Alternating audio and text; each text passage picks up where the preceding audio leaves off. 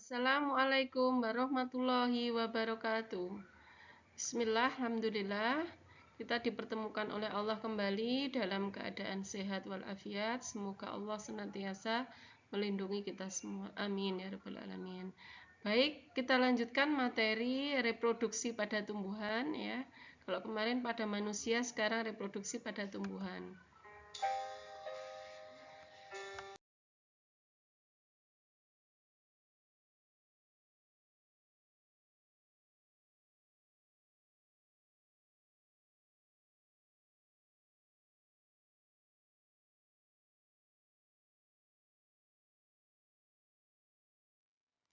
Reproduksi pada tumbuhan itu dibagi menjadi dua ya, reproduksi secara vegetatif dan generatif.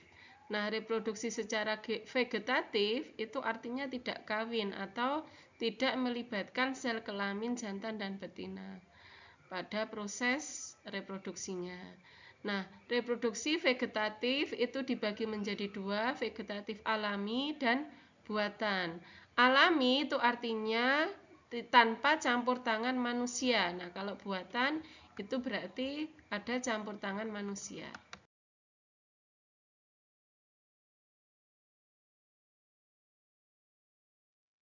Nah, reproduksi vegetatif alami yang pertama adalah dengan spora. Kalian tentu tahu ini adalah tumbuhan pakis atau di dalam ilmu disebut sebagai tumbuhan paku atau pteridophyta. Nah, ini kita lihat bahwa di situ di balik daunnya, di daun yang bawah itu ada hitam-hitamnya, di situ adalah namanya sporofit. Sporofit itu daun yang menghasilkan spora. Nah, daun spora tersebut merupakan alat vegetatif alami atau reproduksi secara alami. Jika sporanya telah jatuh, nanti akan tumbuh menjadi tanaman. Yang kedua adalah fragmentasi. Fragmen itu artinya adalah potongan-potongan. Jadi fragmentasi adalah perkembangbiakan dengan cara memisahkan diri dari koloni induknya dan tumbuhan menjadi individu baru.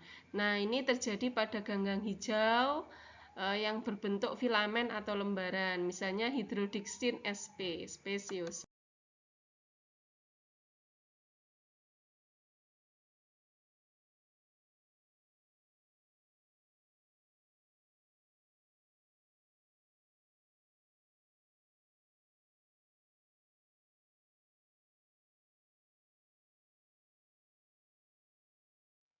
Yang ketiga adalah tunas. Tunas biasanya pada tumbuhan yang telah tua dapat muncul pada bagian batang, daun, atau akar. Nah, biasanya ini terjadi pada bambu, tebu, pisang.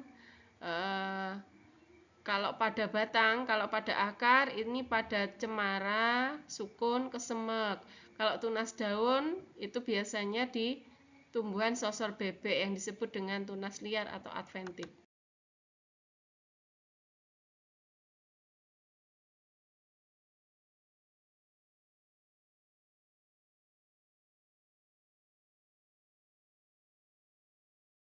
Umbi lapis merupakan batang yang tumbuh di bawah tanah. Nah, ini biasanya menggelembung, berair, dan memiliki sisik-sisik daun yang berfungsi sebagai cadangan makanan.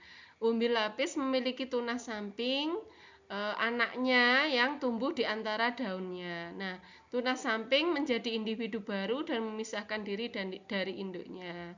Nah, ini contohnya adalah bawang merah atau nama latinnya daffodil.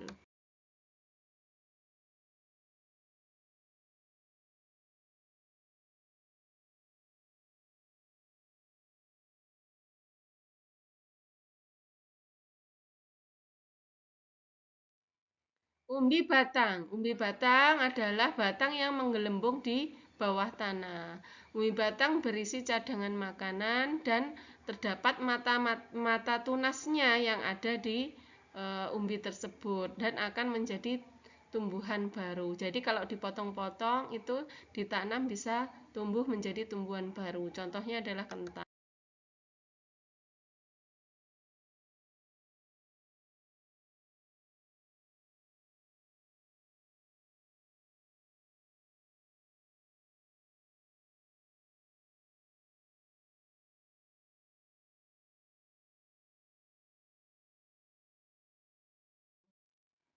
Rizoma adalah batang yang tebal dan tumbuh di bawah tanah. Pada rizoma terdapat tunas, sisik-sisik daun, dan antar ruas. Jika dipotong atau dipisahkan akan tumbuh menjadi individu baru. Nah, ini contohnya pada jahe atau Zingiberraceae, bambu, dahlia, dan beberapa jenis rumput.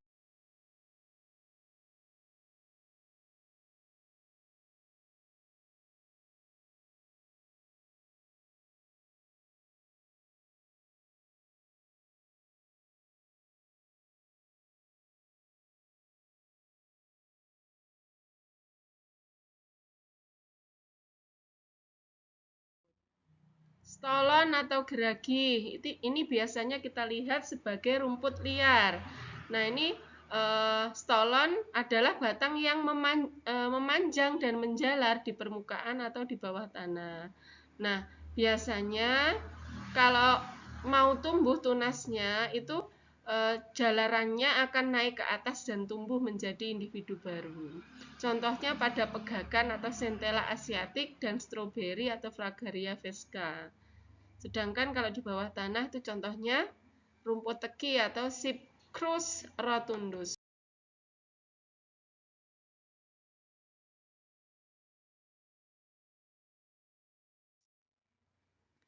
Nah, sekarang reproduksi vegetatif secara buatan. Yang pertama adalah stek. Berarti di sini ada campur tangan manusia ya kalau buatan. Nah, stek ini dipotong-potong ya. Jadi contohnya kalau kita menanam ketela pohon, ketelanya pohonnya dipotong-potong, kemudian ditancapkan di tanah akan tumbuh menjadi tanaman baru, individu baru. Ini contohnya di gambar tersebut adalah waru atau tebu ya. Kita bisa menggunakan waru atau tebu.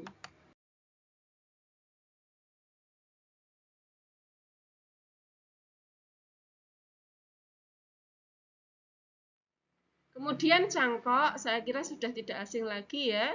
Jadi kalau cangkok itu membuang sebagian kulit dan kambium secara melingkar pada batang, kemudian ditutup dengan tanah dan dibungkus dengan pembalut, biasanya sabut kelapa atau plastik. Nanti disiram akan tumbuh akar dan batangnya dipotong kalau sudah muncul akar, ditanam di tempat baru. Nah, ini harus lakukan pada tumbuhan yang dikotil atau berkeping dua, tidak bisa monokotil karena pada monokotil tidak terdapat kambium. Jadi kalau kalian mau mencangkok harus tumbuhan dikotil. Biasanya buah-buahan seperti jambu. Mengenten adalah menyambung dua jenis tumbuhan yang berbeda. Mula-mula biji tumbuhan disemaikan, setelah tumbuh besar dipotong dan disambung dengan potongan cabang atau ranting jenis tumbuhan lain yang kualitasnya lebih baik dan diameter batangnya kurang lebih sama, lalu dibalut dan diikat dengan kuat. Jadi itu digambar, itu dijelaskan ya mengenten. Misalnya pingin kita mengenten batangnya anggur ya, anggurnya yang buahnya lebih besar, berarti caranya yang atas itu diambil dari cabang batangnya buah anggur yang buahnya kualitasnya bagus. Okulasi pada dasarnya sama dengan mengenten, tetapi tumbuhan yang ditaruh di atas hanya diambil mata tunasnya saja. Kalau tadi kan batangnya, kalau ini mata tunasnya saja. Nah, kalau pada okulasi biasanya pada karet atau jeruk yang perakarannya kuat ya, tanaman karet.